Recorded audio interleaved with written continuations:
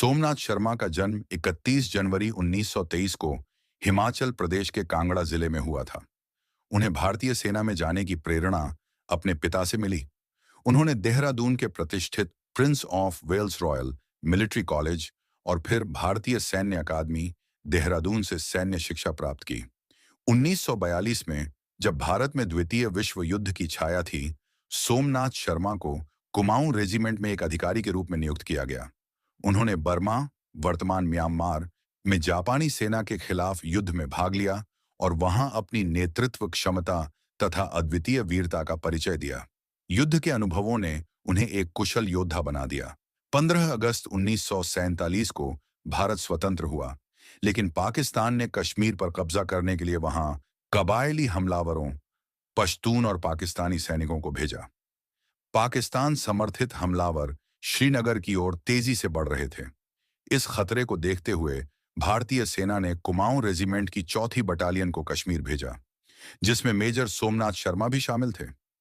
3 नवंबर 1947 को मेजर सोमनाथ शर्मा की टुकड़ी को श्रीनगर से लगभग 16 किलोमीटर दूर बड़गाम क्षेत्र में एक महत्वपूर्ण मोर्चा संभालने का आदेश मिला।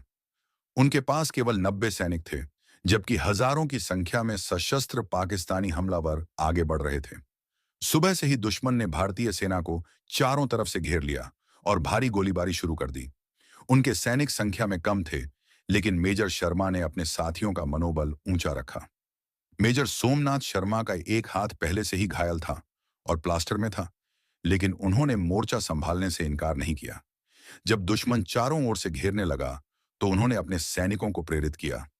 मेजर शर्मा ने अपने सैनिकों के साथ मिलकर दुश्मन को पीछे धकेलने के लिए जोरदार जवाबी हमला किया। उनके पास गोला बारूद सीमित था, लेकिन उनकी हिम्मत असीम थी।